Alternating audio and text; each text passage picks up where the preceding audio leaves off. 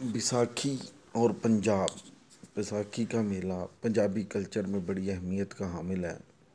جیسے ہی کسانوں کی فصل پک کر تیار ہوتی گندم کی اور میدانی علاقوں میں زمین سونا اگلتی نظر آتی تو کسانوں کا سینہ فخر سے چوڑا ہو جاتا۔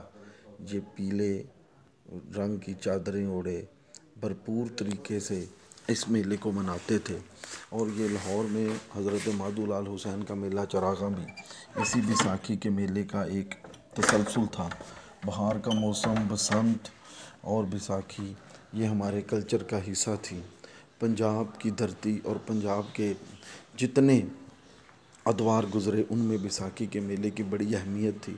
کسان جیسے ہی اپنی گندم حاصل کرتا اور اس کی جیب میں کچھ پیسے آتے تو اس میلوں میں جی بھر کے خرچ کرتا، مٹھائیاں کھاتا اور لڈیاں ڈالتا، بھنگڑے ڈالتا، ڈھول کی تھپ پر رقص کرتا۔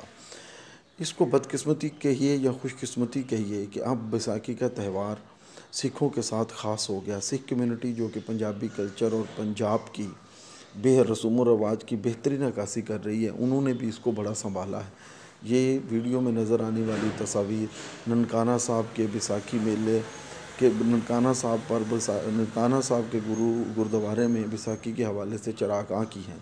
سچ کہوں تو یہ بیساکھی کا میلہ محبت کا میلہ تھا، الفت کا میلہ تھا، کلچر کا میلہ تھا، پنجاب کی ثقافت کا میلہ تھا، اور اس میلے کو پورے پنجابیوں کو مل کے منانا چاہیے۔ کتنا ہی حسین وقت تھا جب پنجاب میں اور ہندوستان بھر میں، خاص طور پر لاہور میں، بیساکھی، دیوالی، ہولی، عید، شب برات مسلمان، ہندو، سکھ مل کر مناتے تھے۔ یہ دھرتی پیار کی مٹی میں گوندھی ہوئی دھرتی ہے۔